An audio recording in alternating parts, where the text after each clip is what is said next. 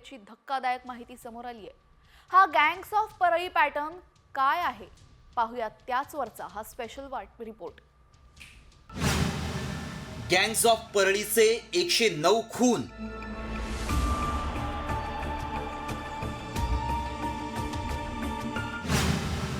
दर 3 दिवसाला सापडतो एक मृतदेह।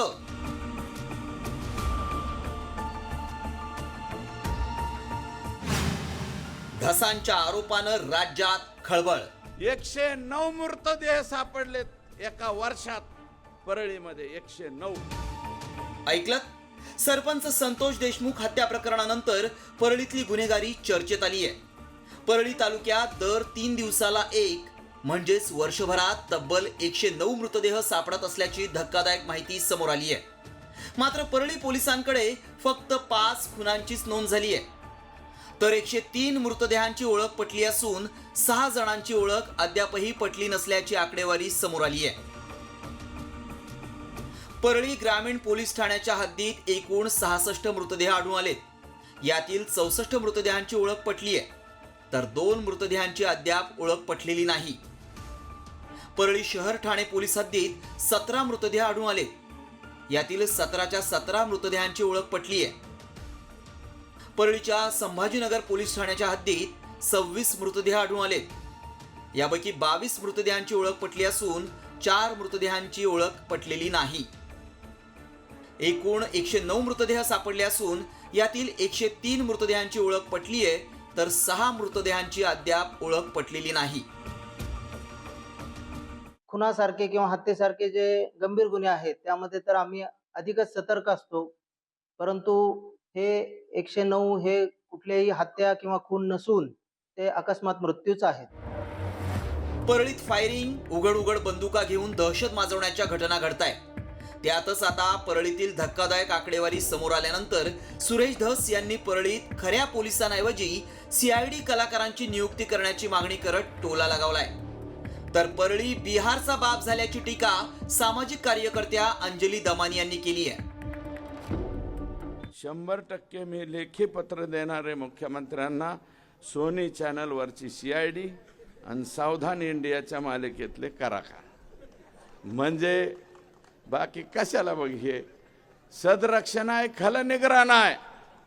सत्यमेव जयतेच्या ऐवजी असत्यमेव जयते असं नाव तिथं टाकलं पाहिजे परळीला, अशी एकंदरीत परिस्थिती आहे। परळी म्हणजे बिहारचा बाप झाल्याची परिस्थिती आता सध्या तिथे आहे। आणि खूप गंभीर, म्हणजे लोक जे आम्हाला पुरावे देतात, व्हिडिओ देतात, फोटो देतात, प्रत्येकाचं हेच म्हणणं आहे, दहशत खूप मोठी आहे, फक्त आमचं नाव येऊ देऊ नका, माहिती आम्ही सगळी द्यायला तयार आहे।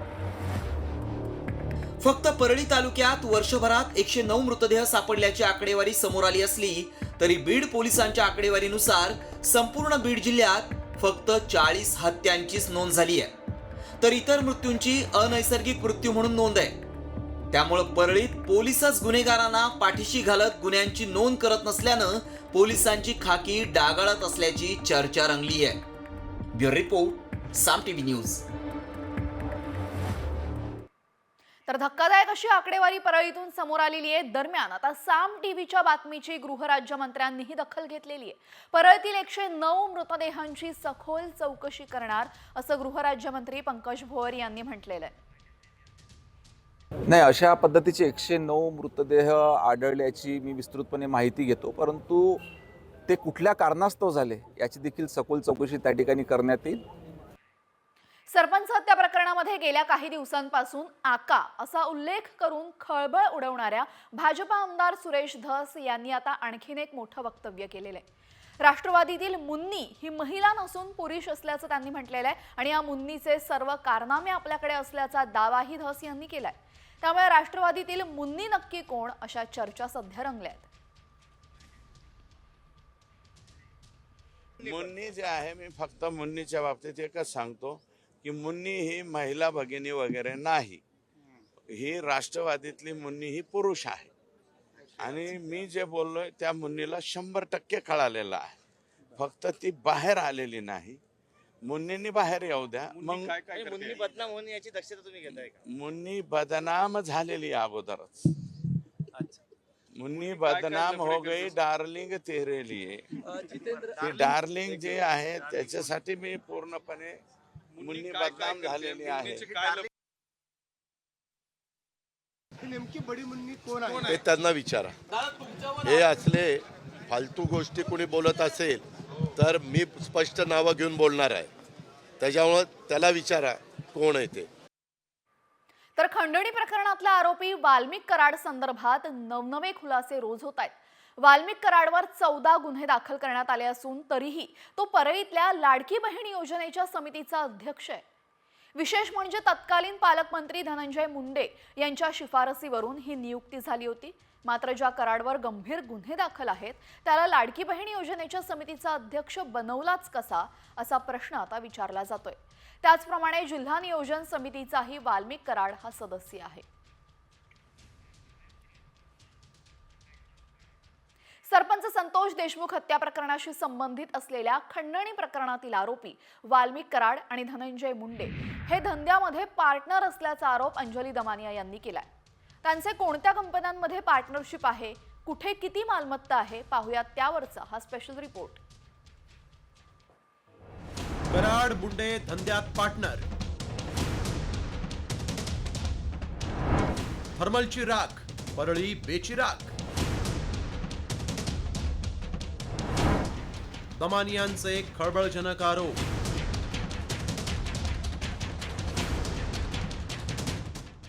मस्साजोगचे सरपंच संतोष देशमुख हत्या प्रकरणात दररोज नवनवे खुलासे समोर येत आहेत. त्यातच आता सामाजिक कार्यकर्त्या अंजली दमानियांनी पुन्हा एकदा धनंजय मुंडेंना लक्ष केलं.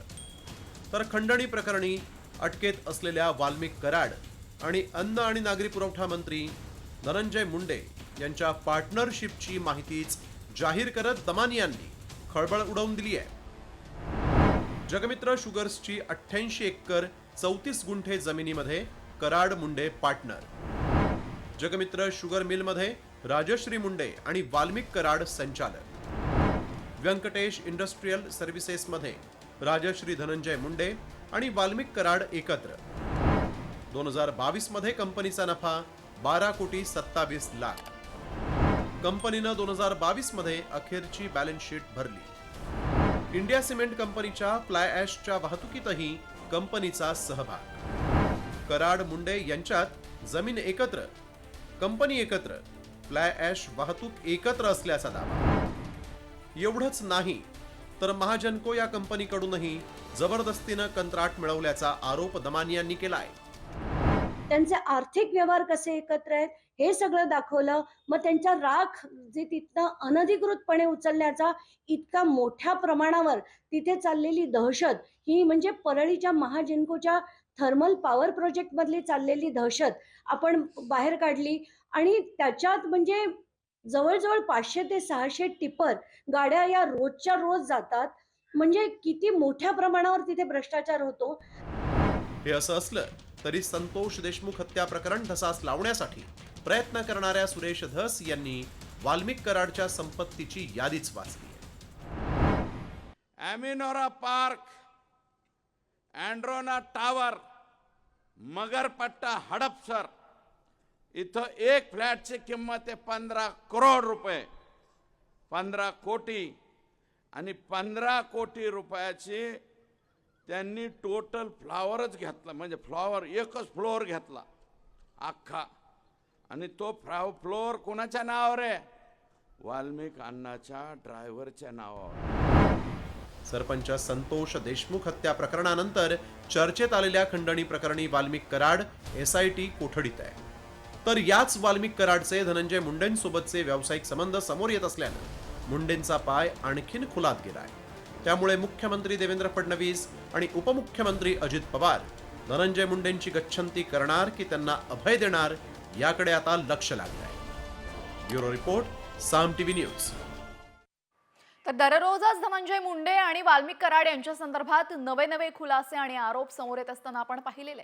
त्यामध्ये आता संजय राऊत, नवाब मलिक, अनिल देशमुख यांच्यावर मात्र तातडीने कारवाई करणारी ईडी वाल्मिक कराड प्रकरणामध्ये गप्प का असा सवाल सुप्रिया सुळेंनी विचारलाय. बीड परभणीच्या प्रकरणामध्ये राजकारण बाजूला ठेवून न्याय द्यावा अशी मागणी त्यांनी यावेळेस केलेली आहे. म्हणजे अनिल देशमुख, संजय राऊत, नवाब मलिक यांना ऐकीव गोष्टींवर त्यांच्यावर आरोप झाले, ईडीची केस झाली, त्यांना अटक झाली. ह्या तर अवधा कंपनीच्या अधिकाऱ्यांनी मे मधली कंप्लेन आहे 28/5/24. मे, जून, जुलै, ऑगस्ट, सप्टेंबर, ऑक्टोबर, नोव्हेंबर, डिसेंबर 8 महिने झाले.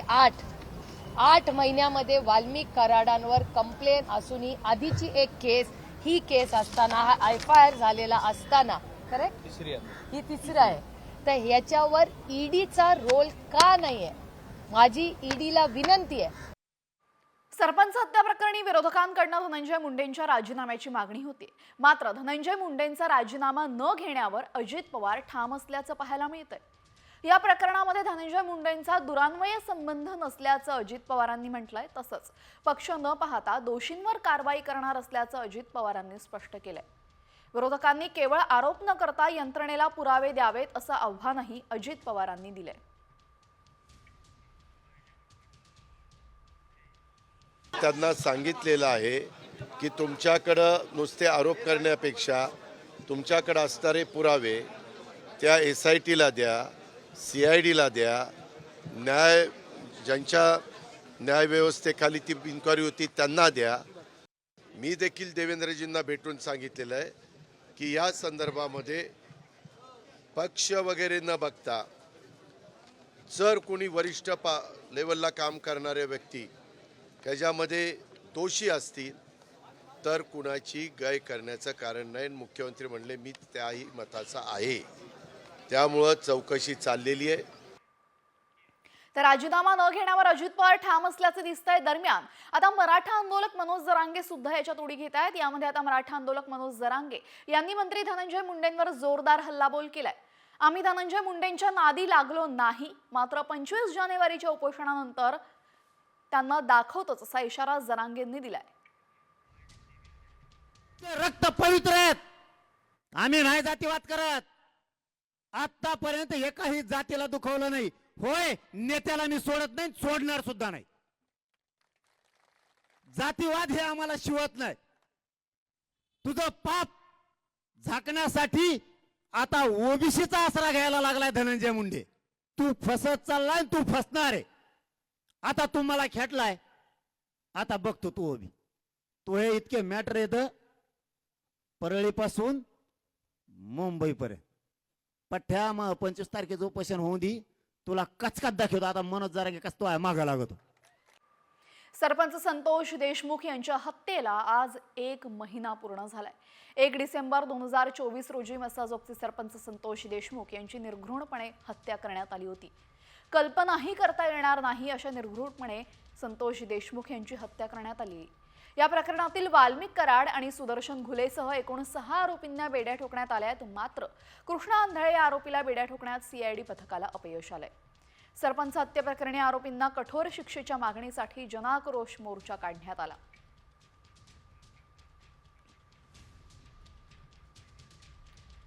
दरम्यान कोण कोण अटकेत आपण पाहतोय. विष्णू चाटे, जयराम चाटे, प्रतीक घुले,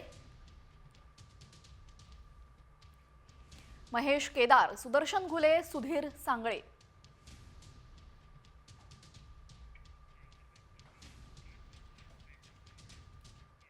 ओबीसी नेते लक्ष्मण हाके आज परभणी जिल्हा दौऱ्यावर होते आणि यावेळेस आंबेडकरी अनुयायांच्या आंदोलनामध्ये त्यांनी भेट दिली. मात्र लक्ष्मण हाके हे भाषणासाठी उभे राहिले असता आंबेडकरी अनुयायांनी लक्ष्मण हाके यांना कडाडून विरोध केला आणि त्यांच्या हातातील माईक हिसकावून घेतला. तुम्ही सरपंच संतोष देशमुख यांच्या आरोपींना पाठीशी घालत आहात असा आरोप यावेळेस त्यांनी केलाय.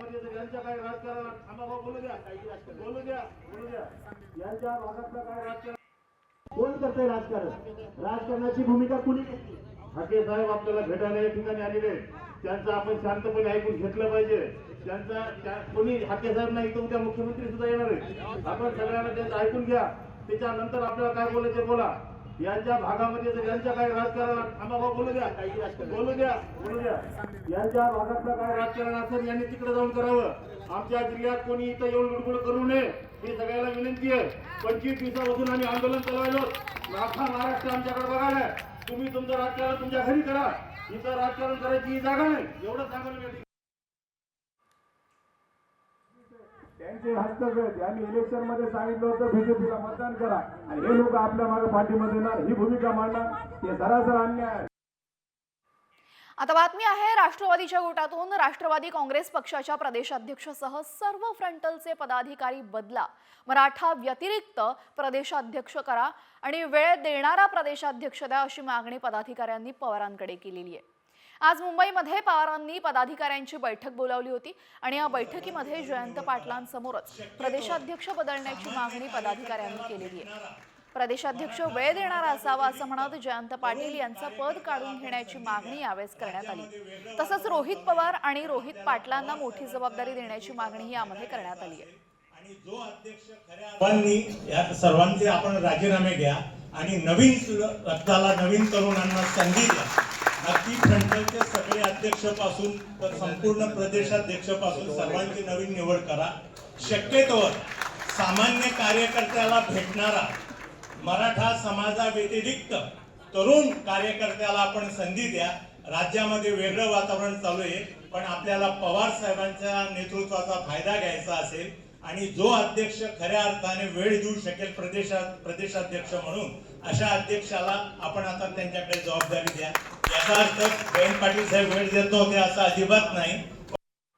दरम्यान याच बैठकीमध्ये बोलताना जयंत पाटील यांनी कार्यकर्त्यांना आवाहन केलेलं आहे. आपल्या वॉर्डात पक्षाला किती मतं मिळवून दिली याचा डेटा द्या. 2 दिवसात डेटा दिला तर 8 दिवसात प्रदेशाध्यक्ष पदाचा राजीनामा देतो असं बैठकीत जयंत पाटील यांनी म्हटलंय.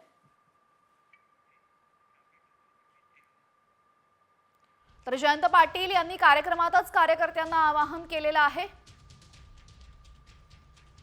आपल्या वॉर्डात पक्षाला किती मतं मिळवून दिली याचा डेटा द्या आणि 2च दिवसात डेटा दिला तर 8 दिवसात प्रदेशाध्यक्ष पदाचा राजीनामा देतो. पद सोडतो पण चांगला माणूस शोधणं कठीण, त्याला पुढे आणणं अवघड असतं. जोरदार भाषण करून उपयोग नसतो, डोकं शांत ठेवून काम करायचं असतं.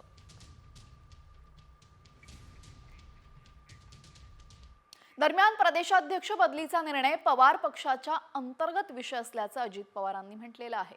या संदर्भात त्यांची प्रतिक्रिया आपण पाहूयात. याशी संबंध नाही. माझा पक्ष वेगळा आहे, त्यांचा पक्ष वेगळा आहे, त्यांचं चिन्ह वेगळं आहे, माझं चिन्ह वेगळं आहे. त्यांनी त्यांच्या पक्षाच्या अंतर्गत काय निर्णय घ्यावा हा सर्वस्वी अधिकार त्यांचा आहे. आम्हाला कोणाला त्याच्यात लुडबुड करण्याचा काडीचा अधिकार नाही. आगामी स्थानिक स्वराज्य संस्थांच्या निवडणुकांसाठी शरद पवारांनी रणशिंग फुंकलेलं आहे. स्थानिक स्वराज्य निवडणुकीमध्ये 50% जागा महिलांना आणि 50% जागा तरुणांना देणार असल्याचं आश्वासन पवारांनी दिले. सूत्रांनी माहिती दिली असून मुंबईमध्ये आज शरद पवार गटाची बैठक झाली आणि या बैठकीमध्ये प्रस्थापित लोकांना बाजूला करून तरुणांना संधी देणार असल्याचं आश्वासन पवारांनी दिलंय. सूत्रांकडनं ही माहिती मिळते. बाप लेकीला सोडा ही भाषा अत्यंत क्रूर आणि अमानुष आहे असं हल्लाबोल खासदार संजय राऊतांनी केलेला आहे. उद्धव ठाकरे किंवा शरद पवारांना कोणी सोडून जात असेल तर ते कंस आणि रावणाचे वंशज असतील असंही त्यांनी म्हटलंय. शरद पवारांच्या 7 खासदारांना अजितदादांसोबत येण्याची ऑफर सुनील तटकरेंनी दिल्याची चर्चा होती आणि त्यावरनं संजय राऊत बरसलेत. मात्र ऑपरेशन घड्याळचं वृत्त उपमुख्यमंत्री अजित पवारांनी मात्र फेटाळलंय. जर कोणी सोडून जात असेल उद्धव ठाकरेंना किंवा शरद पवारांना, कारण फार मोठ्या कष्टाने निवडून आणलेले आहेत, पक्ष गेला, चिन्ह गेलं, वणवण फिरले उद्धव ठाकरे साहेब आणि शरद पवार साहेब, आणि तरीही परत हे फोडतायत आणि तुम्ही फुटताय, हे कंस आणि रावणाचे वंशजच असतील. तुम्ही दादांत खोटं बोलताय. यामध्ये स्वतः तिथल्या 3 ते 4 खासदारांचं, मी, निलेश लंके, मला वाटतं अमर काळे आणि अजून एक कोणतरी, त्यांनी स्वतः बाईट दिलेलं आहे मीडियाला की आमच्याशी सुनील तटकरे किंवा कुणी संपर्क साधलेला नाही. तर हे सर्व दावे अजित पवारांनी फेटाळून लावल्याचं आपण पाहिलेलं आहे. यानंतर बातमी आहे आदित्य ठाकरेंसंदर्भात. शिवसेना ठाकरे गटाचे आमदार आदित्य ठाकरे यांनी तिसऱ्यांदा मुख्यमंत्री देवेंद्र फडणवीसांची भेट घेतली. मुंबईतील विविध समस्या, मतदारसंघातील प्रश्नांसंदर्भात ही भेट होती. दरम्यान देवेंद्र फडणवीस हे मुख्यमंत्री झाल्यानंतर आदित्य ठाकरे यांची ही तिसरी भेट आहे. नागपूर हिवाळी अधिवेशनामध्ये आदित्य ठाकरे यांनी उद्धव ठाकरेंसोबत जाऊन मुख्यमंत्री फडणवीस यांची सदिच्छा भेट घेतली होती आणि त्यानंतर खासदार संजय राऊत यांच्या घराची रेकी प्रकरणी आदित्य ठाकरेंनी मुख्यमंत्र्यांची भेट घेतली होती. दैनिक सामनातून देवाभाऊ अभिनंदन या शीर्षकाखाली देवेंद्र फडणवीस यांचं कौतुक करण्यात आलं होतं. त्यामुळे मुंबई पालिका निवडणुकीच्या पार्श्वभूमीवर ठाकरेंच्या शिवसेनेची भूमिका भाजपासोबत जवळीक वाढवणारी आहे का, अशा चर्चा राजकीय वर्तुळात रंगल्या आहेत. तर तिसऱ्यांदा आदित्य ठाकरे यांनी मुख्यमंत्री देवेंद्र फडणवीसांची भेट घेतली. दरम्यान आदित्य ठाकरेंनी घेतलेल्या मुख्यमंत्र्यांच्या भेटीवर उपमुख्यमंत्री एकनाथ शिंदे यांनी जोरदार टोला लगावलाय. मुख्यमंत्री फडणवीसांवर टोकाचं भाष्य करणाऱ्यांनी सरड्यापेक्षा लवकर रंग बदलले असं शिंदेंनी म्हटलंय. यामध्ये मुख्यमंत्री देवेंद्रजींना वरतूस म्हणणारे, तू तर राहशील नाही तर मी तर राहीन, अशी टोकाची भाषा करणारे एवढ्या लवकर रंग बदलतील असं वाटलं नव्हतं. सरडा पण रंग बदलतो, पण अशा प्रकारचा नवीन जात पहिल्यांदा पाहिजे. विधान परिषदेच्या 12 आमदारांबाबत महायुतीला मोठा दिलासा मिळालेला आहे. ठाकरे गटाची याचिका हायकोर्टानं फेटाळली असून ठाकरे गटाचे सुनील मोदी तत्कालीन राज्यपाल भगतसिंह कोश्यारी यांच्या विरोधात याचिका दाखल केली होती. मात्र न्यायालयाने आमदारांची याचिका फेटाळल्याने ठाकरे गटाला धक्का बसलाय. आता सुनील मोदी सुप्रीम कोर्टात दाद मागणार असल्याची माहिती मिळते. उद्धव ठाकरे सरकारच्या काळामध्ये जे राज्यपाल नियुक्त नावं पाठवली होती राज्यपालांच्याकडे, ती नावं कोणत्याही परिस्थितीमध्ये कायद्याला धरून त्यांनी केली पाहिजे. पण तत्कालीन कोश्यारी यांनी 2 वर्ष ती केली नाही, स्क्वॅच केली, कचऱ्याच्या टोपलीत टाकली. हे घटनेच्या विरुद्ध आहे. हे आम्ही कोर्टासमोर दाखवलेत, दाखले दिलेत, निर्णय द्यायचे काही हवाले दिलेत, तरी देखील कोर्टाने आमची याचिका फेटाळली आहे. मी सुप्रीम कोर्टामध्ये जाण्याचा निर्णय घेतला आहे. आता बातमी आहे मंत्रालयात आलेल्या आलिशान कार संदर्भातली. मंत्रालयात आलेल्या काळ्या काचांच्या आलिशान लॅम्बोर्गिनीचं गूढ आता वाढलेलं आहे. गेटवर चेक न करता आलेल्या या लॅम्बोर्गिनीमध्ये नक्की कोण होतं? कोणत्या मंत्र्याकडे ही बडी हस्ती गेली? नेमकं काय शिजलं मंत्रालयात? पाहूयात यावरचा हा स्पेशल रिपोर्ट. मंत्रालयात लॅम्बोर्गिनी कुणाची? विखेंना भेटण्यासाठी कोण आलं? ना गेटवर अडवलं, ना चेकिंग साठी थांबवलं. दिनांक 8/1/2025, वेळ दुपारी 3 वाजता. Car Lamborghini, number MH1ED1. ही काळ्या काचा लावलेली आलिशान लॅम्बोर्गिनी कार मंत्रालयात दुपारी 3 वाजता धडकली.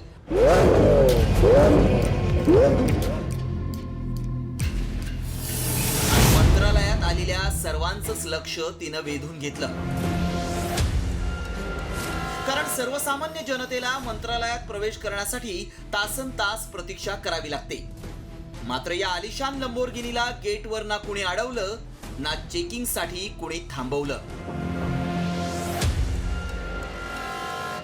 त्यामुळे सर्वांच्याच नजरा या लॅम्बोर्गिनीकडे वळल्या. पार्किंग मध्ये थाटात उभी राहिल्यानंतर या लॅम्बोर्गिनीतून उतरलेल्या हस्तीचे पाय वळले ते थेट जलसंपदा मंत्री राधाकृष्ण विखे पाटील यांच्या दालनाकडे. विखे पाटलांकडे ही हस्ती 5-10 मिनिटं वगैरे नव्हे, तर तब्बल 2 तास ठाण मांडून बसली होती. त्यामुळे ही आलिशान लॅम्बोर्गिनी मंत्रालयाच्या पार्किंग मध्ये 2 तास उभी होती. जो येत होता तो या लॅम्बोर्गिनीकडे पाहिल्याशिवाय पुढे जात नव्हता. कारण पांढऱ्या रंगाची इमारत असलेल्या मंत्रालयात सगळीकडेच पांढऱ्या गाड्यांचाच नेहमीचा ताफा. मात्र पांढऱ्या गाड्यांमध्ये ही आलिशान काळी लॅम्बोर्गिनी वेगळी ठरल्यामुळं सर्वांचंच लक्ष वेधून घेत होती. त्यामुळे विरोधकांनीही मंत्रालयात अवतरलेल्या या लॅम्बोर्गिनीच्या मालकाचा शोध सुरू केलाय. ते गूढ आहे. धूमकेतूप्रमाणे ती उगवली आणि निघून गेली. तुम्ही त्याचा शोध घेतला पाहिजे, नाहीतर आम्ही शोधण्याच्या प्रयत्नामध्ये आहोत. आमच्या हातामध्ये काही गोष्टी लागलेल्या आहेत, एवढंच सांगेन. आणि त्यामुळं काळ्या काचा असलेली ही काळी लॅम्बोर्गिनी मंत्रालयातून संध्याकाळी 5 वाजता गेल्यानंतरही तर्कवितर्क लढवून चर्चेचं गुऱ्हाळ सुरू होतं.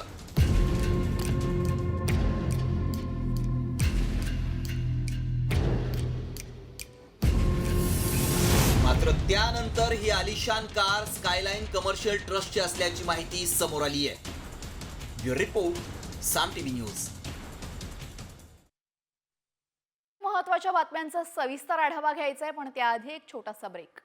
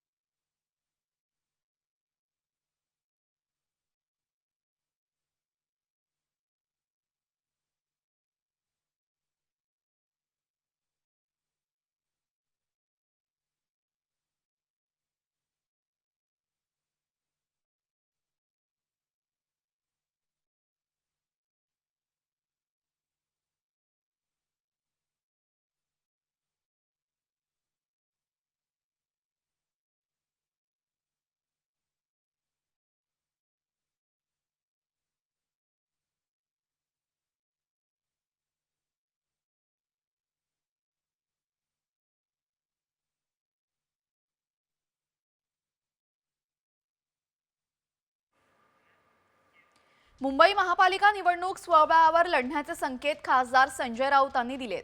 दिल्लीमध्ये काँग्रेस आणि आपमध्ये घडलं ते बीएमसी निवडणुकीत होऊ शकतं असं राऊत म्हणालेत. देशामध्ये काँग्रेस, दिल्लीत आप पक्ष मोठा असल्याचा टोलाही राऊतांनी लगावलाय. दिल्लीची विधानसभा आप आणि काँग्रेस एकत्र येऊन लढले असते तर अधिक चांगला निकाल मिळू शकेल अशी स्थिती आहे. पण दुर्दैवाने महानगरपालिका, नगरपंचायत किंवा दिल्लीसारख्या लहान विधानसभा याच्यामध्ये हे कार्यकर्त्यांच्या दबावामुळे, ईर्षेमुळे या गोष्टी शक्य होत नाहीत. जे दिल्ली विधानसभेच्या बाबतीत घडलंय काँग्रेस आणि आपमध्ये, ते उद्या कदाचित मुंबई महानगरपालिकेच्या बाबतीत सुद्धा होऊ शकतं. आणखी काही महत्त्वाच्या बातम्या पण एका छोट्याशा ब्रेक नंतर.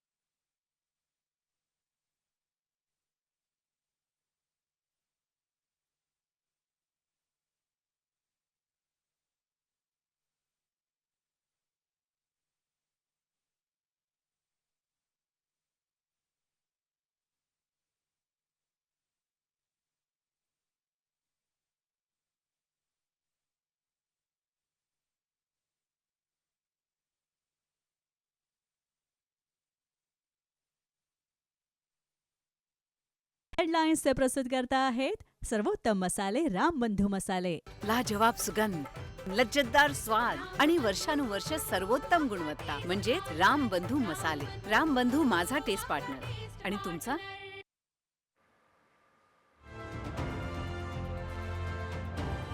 सरपंच हत्या प्रकरणामध्ये धनंजय मुंडेंचा दुरान्वय संबंध नाही. अजित पवारांकडून पुन्हा एकदा मुंडेंना अभय. पुरावे असल्यास यंत्रणांना द्या, विरोधकांना आव्हान.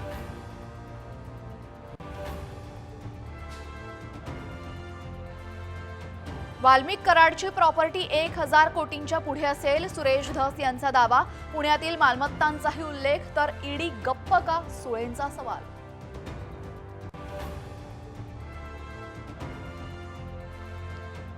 परळी गुन्हेगारीचा अड्डा, वर्षभरात आढळले तब्बल 109 मृतदेह.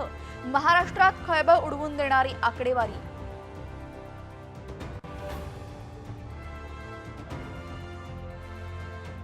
राष्ट्रवादीच्या प्रदेशाध्यक्षासह फ्रंटलचे पदाधिकारी बदला. जयंत पाटलांसमोरच पदाधिकाऱ्यांची शरद पवारांकडे मागणी.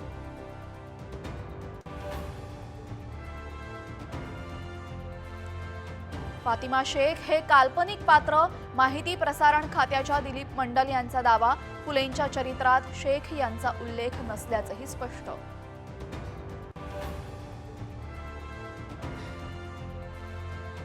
मुंबई पोलिसांच्या EOW पथकाकडनं टोरेस कार्यालयाची झाडाझडती. दादर ऑफिसमध्ये 5 ते 6 कोटी रोख रक्कम असल्याची सूत्रांची माहिती.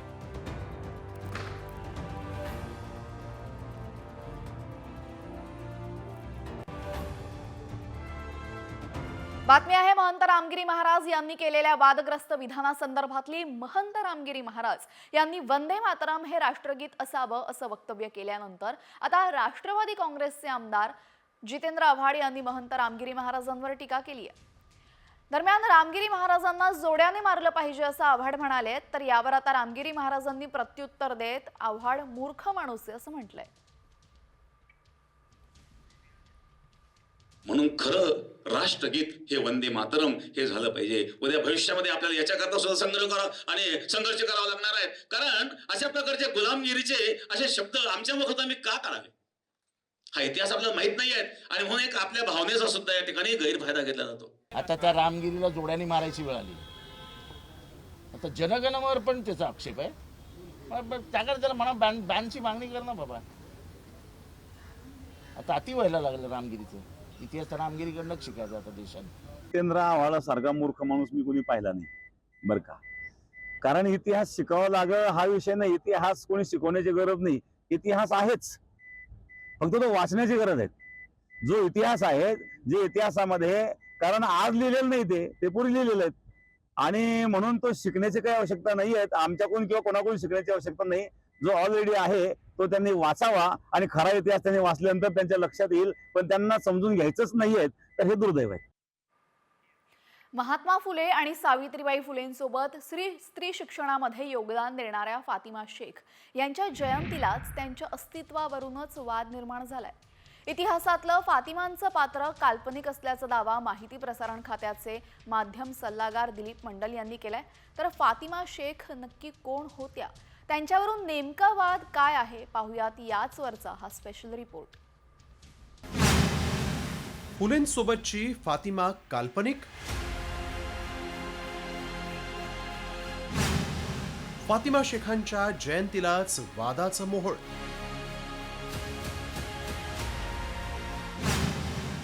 दिलीप मंडल यांच्या दाव्यामुळे खळबळ.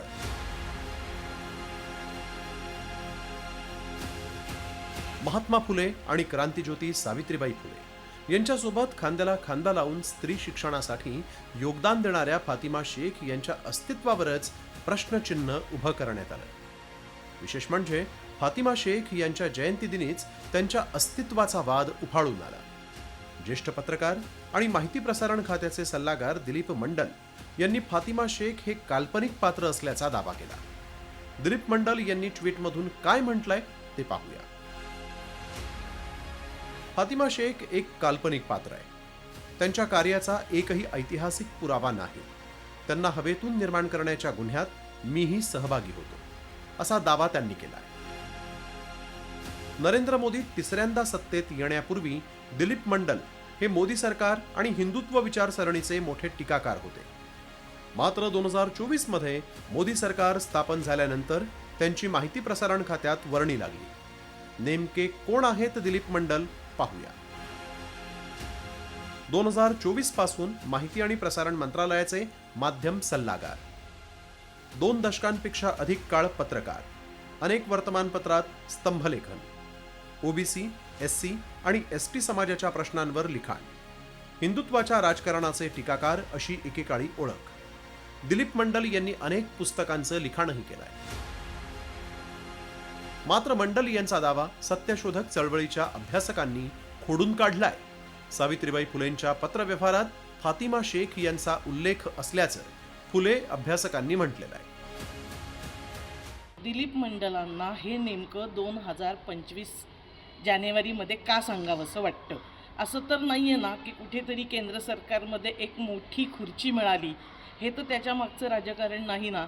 देशामध्ये हिंदू मुस्लिम ध्रुवीकरण करणाऱ्या शक्ती वाढत असताना दिलीप मंडल यांनी या पद्धतीची विधानं करणं हे समाजामध्ये द्वेष पसरवणाऱ्या राजकारणाला फायदा ठरणार आहे. फातिमा शेखचा उल्लेख हा सावित्रीबाईंच्या पत्रात आलेला आहे आणि त्याच्यानंतर फातिमा शेख किंवा त्यानंतर महात्मा फुलेंची शाळा जिथे होती, म्हणजे भिडेवाडा जिथे होतं घर पुण्यामध्ये, तर ती मुस्लिम वस्ती आहे. आजही तुम्ही बघितलं तर तुम्हाला तिथे दलित पूर्वाश्रमीची अस्पृश्य वस्ती दिसेल किंवा मुस्लिम वस्ती दिसेल आणि तिथे महात्मा फुलेंचा वाडा आहे. तर त्यांचा जो दावा आहे हा त्यांना माहीत असेल. माझं त्याच्याबद्दल काही मत नाही, पण माझं असं मत आहे की फातिमांचा उल्लेख हा सावित्रीबाईंच्या पत्रांमध्ये आहे. स्त्री शिक्षणाचा पाया रचणाऱ्या महात्मा ज्योतिबा फुले आणि सावित्रीबाई फुलेंसोबत फातिमा शेख यांनीही स्त्रियांना शिकवण्यात योगदान दिल्याचं इतिहासकार सांगतायत. त्यामुळे त्या पहिल्या महिला मुस्लिम शिक्षिका म्हणून ओळखल्या जातात. फातिमा शेख यांचा पुण्यामध्ये 9 जानेवारी 1831ला जन्म. स्त्री शिक्षणासाठी फातिमा शेख आणि त्यांचा भाऊ उस्मान शेख यांचा महात्मा फुलेंना मदतीसाठी पुढाकार. 1848 मध्ये फातिमा शेख यांच्या घरात महात्मा फुलेंनी पहिली मुलींची शाळा सुरू केल्याचा उल्लेख. इतिहासातल्या अनेक व्यक्ती आणि घटनांबाबत नेहमीच काही ना काही वाद होत असतात. मात्र एखाद्याची विचारसरणी बदलली म्हणून इतिहासातलं योगदान नाकारून कुणावर अन्याय व्हायला नको. त्यामुळे यावर चिकित्सा होण्याची नितांत आवश्यकता आहे. ब्युरो रिपोर्ट, साम टीव्ही मराठी. यानंतर आता बातमी आहे राजकीय वर्तुळातून. मंत्री राधाकृष्ण विखे पाटील आणि सुजय विखे पाटलांनी दिल्लीमध्ये केंद्रीय गृहमंत्री अमित शहांची भेट घेतलेली आहे. राज्य मंत्रिमंडळात स्थान दिल्याबद्दल विखेंनी शहांचे आभार मानले आणि यावेळी शिर्डी विमानतळावर सुरक्षा दलाच्या कमतरतेमुळे नाईट लँडिंगला परवानगी मिळत नसल्याची बाब विखेंनी शहांच्या लक्षात आणून दिलेली आहे आणि याच वेळी महिन्यामध्ये नाईट लँडिंग सुरू करण्याचं आश्वासन शहांनी दिलंय.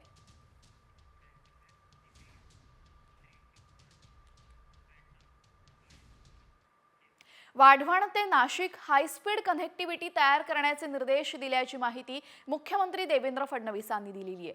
सकाळ मीडिया समूहातर्फे आज पुण्यामध्ये धोरण प्रगतीचं विजन महाराष्ट्राचं या कार्यक्रमाचं आयोजन करण्यात आलं होतं आणि या कार्यक्रमात मुख्यमंत्री म्हणून पदभार स्वीकारल्यानंतर देवेंद्र फडणवीस प्रथमच सकाळच्या मंचावर उपस्थित होते. वाढवण ते नाशिक महामार्ग तयार झाल्यास भविष्यामध्ये नाशिकमध्ये मोठी उलाढाल होईल असा विश्वास फडणवीसांनी यावेळेस व्यक्त केला. आजच मी सांगितलं की वाढवण बंदराला त्याचा पोर्टलेट डेव्हलपमेंटचा इफेक्ट हा जर आपल्याला पुढे न्यायचा असेल तर नाशिक टू वाढवण एक ग्रीनफील्ड हायवे आपण तयार करा. एक ग्रीनफील्ड 100 किलोमीटरचा हायवे आपण नाशिक टू वाढवण तयार केला तर आपलं नेक्स्ट जे काही पोर्टलेट डेव्हलपमेंटच्या दृष्टीनं नेक्स्ट आपलं जे कॅपिटल तयार होईल मॅन्युफॅक्चरिंगचं किंवा अशा सगळ्या एक्सपोर्टचं हब ते नाशिक तयार होऊ शकतं. Nashik can be that. आता बातमी आहे पुण्यातून. अत्यंत धक्कादायक. पुण्यातील शुभदा कोदारे या तरुणीच्या हत्येचा व्हिडिओ आता साम टीव्हीच्या हाती लागलाय. अगदी थरकाप उडवणारी ही घटना पुण्यामध्ये घडली असून ऐन गर्दीच्या वेळी मारेकऱ्याने शुभदावर कोयत्याने वार करून तिची हत्या केली आहे. हा धक्कादायक व्हिडिओ समोर आला असून यावेळेस आजूबाजूला लोकांची गर्दीही दिसतीये. तरुणी मदतीसाठी ओरडत होती, मात्र यावेळेस कुणीही पुढे गेलेलं दिसत नाहीये. आरोपी कृष्णा कानोजा हा तिच्यावर सपासप कोयत्याने वार करत होता, मात्र घटनास्थळी खुलेआम वावरतही होता, पण तिच्या मदतीला कुणीही पुढे आलं नाही. तिचा या हल्ल्यामध्ये मृत्यू झाला असून मिळालेल्या माहितीनुसार वडिलांच्या आजारपणाचं कारण सांगत शुभदाने आरोपी कृष्णाकडनं 4 लाख रुपये घेतले होते. मात्र शुभदाच्या वडिलांना कोणताही आजार नसल्याचं समोर आलं आणि त्यामुळे तो संतापला आणि त्याने शुभदाकडे पैसे परत करण्याची मागणी केली आणि यातूनच हा वाद झाल्याचं समोर आलंय. दरम्यान आत्ताच आपण पाहिलेली घटना आणि त्यानंतर पुन्हा एकदा अशी घटना समोर येते. यामुळे पुणे पोलिसांना गुंडांचा नक्की धाक राहिला आहे की नाही असाच प्रश्न विचारावासा वाटतोय. पुण्यामध्ये मोक्का गुन्ह्यातील आरोपी प्रफुल्ल उर्फ गुंड्या कसबेनं येरवडा जेलमधून बाहेर आल्यावर रॅली काढली. एका बाजूला हे घडत असताना दुसऱ्या बाजूला पुणे पोलिसांना दादांनी सुनावलेलं आहे. यावेळेस जमत नसेल तर पद सोडा असे स्पष्ट वक्तव्य अजित पवारांनी केलेले.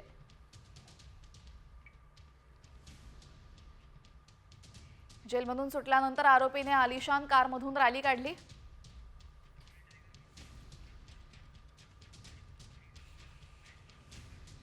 तर पुण्यामधल्या वाढत्या गुन्हेगारीच्या पार्श्वभूमीवर राज्याचे उपमुख्यमंत्री अजित पवार यांनी पुणे पोलिसांच्या कामावर तीव्र शब्दात नापसंती व्यक्त केलेली आहे. वरिष्ठ पोलीस अधिकाऱ्यांना पुण्यातील गुन्हेगारीला पायाबंद घालता येत नसेल तर त्यांनी तातडीने आपलं काम सोडावं, पद सोडावं अशा शब्दामध्ये उपमुख्यमंत्री अजित पवार यांनी पुणे पोलिसांच्या कार्यपद्धतीवरच जाहीरपणे नाराजी व्यक्त केलेली आहे. म्हणजे एवढ्या सगळ्या जर गोष्टी तुम्हाला राज्य सरकार करून देत असेल तर मग ह्या जे काही कायदा सुव्यवस्थेचे प्रश्न निर्माण होतात, मग तिथं कुठंतरी पोलीस वरिष्ठ अधिकारी कमी पडतात असं माझं मत आहे. त्यामध्ये त्यांना जर जमत नसेल तर त्यांनी स्पष्ट सांगावं की हे आमच्या आवाक्याच्या बाहेर आहे, इतर दुसरे अधिकारी चांगले आणून ह्या सगळ्याला चाप बसवण्याचं काम, गुन्हेगारीला आळा घालण्याचं काम. यानंतर आता बातमी आहे तुमच्यासाठी अत्यंत महत्त्वाची. तुम्ही जर चिकन खात असाल तर ही बातमी नीट ऐका, कारण डरकाळी फोडून जंगलाचा थरकाप उडवणाऱ्या वाघाचा चिकन खाल्ल्याने मृत्यू झालेला आहे.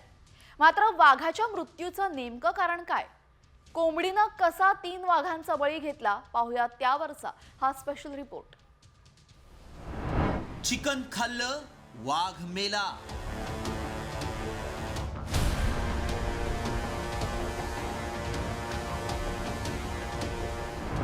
कोंबडीनं केली वाघाची शिकार.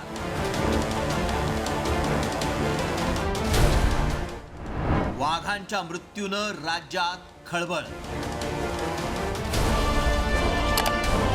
वाघाची डरकाळी ऐकून जंगलात थरकाप उडतो. मात्र याच वाघाचा मृत्यू कोंबडीचं मांस खाल्ल्यानं झाल्याचं ऐकून अनेकांचा थरकाप उडालाय. नागपूरच्या गोरेवाडा रेस्क्यू सेंटरमध्ये 3 वाघ आणि एका बिबट्याचा चिकन खाल्ल्यानं मृत्यू झाला आणि एकच खळबळ उडाली आहे. मात्र वाघांच्या मृत्यूचं नेमकं कारण काय पाहूयात. मानवी वस्तीवरील हल्ल्यामुळे गोरेवाडा रेस्क्यू सेंटरनं वाघांना रेस्क्यू केलं. वाघांवर उपचार सुरू असताना त्यांना कोंबडीचं मांस खायला दिलं. कोंबडीचं मांस खाल्ल्यानं 3 वाघ आणि एका बिबट्याचा मृत्यू झाला. वाघांच्या मृत्यूमुळे रेस्क्यू सेंटरमध्ये खळबळ उडाली आहे. मृत वाघ आणि बिबट्याच्या अवयवांचे नमुने भोपाळ पशुवैद्यकीय सेंटरला पाठवण्यात आलेत. वाघ आणि बिबट्याचा मृत्यू बर्ड फ्लूमुळे झाल्याचं स्पष्ट झालंय. बर्ड फ्लूमुळे वाघांचा मृत्यू झाल्याची घटना घडली नव्हती. त्यामुळे बर्ड फ्लूमुळे वाघांचा मृत्यू कसा झाला याविषयी रेस्क्यू सेंटरच्या प्रशासनानंही आश्चर्य व्यक्त केलंय. तर वनमंत्री गणेश नाईक यांनी वाघ आणि बिबट्याच्या मृत्यूच्या चौकशीचे आदेश दिलेत. प्रयोगशाळेतून जो अहवाल आलेला आहे त्याच्यानुसार बर्ड फ्लू आहे, H5N1 हा व्हायरस आहे आणि त्या व्हायरसमुळे या 3 वाघांचा आणि एका बिबट्याचा मृत्यू झाला असं आम्हाला दिसून आलं आहे. त्यांना देणारं जे खाद्य आहे ते खाद्य तपासून द्या अशा प्रकारच्या सूचना वरिष्ठ अधिकाऱ्यांनी संबंधित प्राणी संग्रहालयाला दिलेले आहेत. आता याची अजून सखोल चौकशी होईल आणि त्याच्यातून काय निष्पन्न होते ते बघूया. एकीकडे HMPV या विषाणूनं टेन्शन वाढवलेलं असतानाच आता बर्ड फ्लूमुळे वाघांचा मृत्यू झाल्याचं समोर आल्यानं अनेकांचे धाबे दणाणलेत. त्यामुळे वाघांच्या मृत्यूस कारणीभूत ठरलेला H5N1 हा विषाणू यापूर्वी आलेल्या बर्ड फ्लूपेक्षा वेगळा आहे का याचा शोध घेण्याची गरज आहे. इतकंच नाही तर बर्ड फ्लूची लागण इतर वाघांना होऊ नये यासाठी विशेष काळजी घ्यायला हवी. याबरोबरच वाघांसाठी आणल्या जाणाऱ्या खाद्याची योग्य प्रकारे तपासणी केली जात नाही का याचीही चौकशी होऊन सत्य बाहेर यायला हवं. पराग ढोबळेचा ब्युरो रिपोर्ट, साम TV न्यूज, नागपूर. त्यामुळे तुम्ही सुद्धा आता चिकन खाताना काळजी घेणं महत्त्वाचं आहे. यानंतर आता बातमी आहे टोरेस घोटाळ्यासंदर्भातली. टोरेसच्या 500 कोटींच्या घोटाळ्या प्रकरणी आता तपासाला वेग आला असून आर्थिक गुन्हे शाखेनं विविध 60 ठिकाणी छापेमारी केलेली आहे. मुंबईतील 4 कार्यालयांसह कुलाबी, उमरखाडी आणि डोंबिवलीतील छापेमारी करण्यात आली. गुन्हे शाखेनं या कारवाईमध्ये 2.5 कोटींची रोकड जप्त केलेली आहे. टोरेसची 3 बँक खाती सुद्धा गोठवण्यात आलेली आहेत.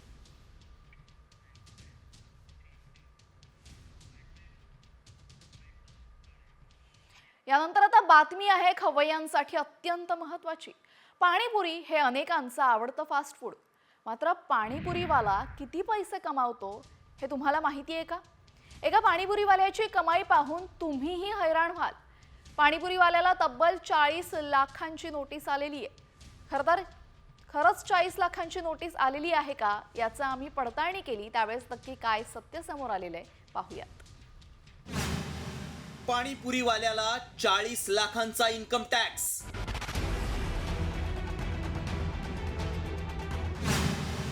पाणीपुरीवाल्याची कमाई पाहून व्हाल हैराण.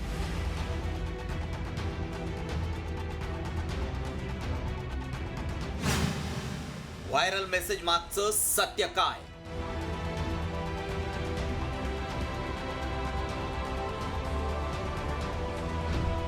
पाणीपुरीवाल्याला 40 लाखांची नोटीस पाहून सगळ्यांनाच धक्का बसला असेल. मात्र होय, एका पाणीपुरीवाल्याला तब्बल 40 लाखांची GST नोटीस आली आहे. सोशल मीडियावर हा दावा केला जातोय. तशी नोटीसही दाखवण्यात आली आहे. या व्हायरल नोटीसमध्ये 17 डिसेंबर 2024 ही तारीख लिहिली आहे. यामध्ये विक्रेत्याकडून गेल्या 3 वर्षातील व्यवहारांचा तपशील मागवण्यात आलाय. मात्र हे खरं आहे का? मेसेजमध्ये काय दावा केलाय ते आधी पाहूयात. पाणीपुरीवाल्यानं UPI द्वारे ऑनलाईन पैसे घेतल्यानंतर काय घडलं पहा. पाणीपुरी विकणाऱ्या एका व्यक्तीनं ऑनलाईन पेमेंटद्वारे वर्षाला 40 लाखांची कमाई केली. त्यानंतर त्याला GSTची नोटीस आली. असेच अनेक मेसेज व्हायरल केले जात आहेत. खरंच पाणीपुरीवाल्याला नोटीस आली आहे का? पाणीपुरीवाल्याला 40 लाखांची नोटीस, मग त्याचा महिन्याचा धंदा किती असेल असे अनेक प्रश्न उपस्थित होत आहेत. कारण नोटीस 40 लाखांची असेल तर धंदा नक्कीच कोटींचा असेल. त्यामुळे खरंच असा करोडपती पाणीपुरीवाला आहे का हे तपासण्यासाठी आमच्या टीमनं पडताळणी सुरू केली. त्यावेळी काय सत्य समोर आलं पहा.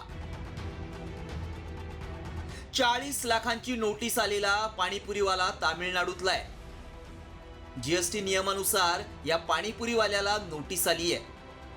ज्यांची वार्षिक उलाढाल 40 लाख रुपये अशा व्यावसायिकांनी नोंदणी करणं आवश्यक आहे. कर आकारणी आणि नियमांचं पालन करणं देखील आवश्यक आहे. वार्षिक उत्पन्न 40 लाखांपेक्षा जास्त असल्यामुळंच त्याला नोटीस आली आहे. या पाणीपुरीवाल्याचं उत्पन्न 40 लाखांपेक्षा जास्त आहे आणि UPI पेमेंटद्वारे 40 लाख रुपये आल्यानं नियमानुसार या पाणीपुरीवाल्याला नोटीस आली. त्यामुळे आमच्या पडताळणीत हा दावा सत्य ठरलाय. ब्युरो रिपोर्ट, साम TV न्यूज.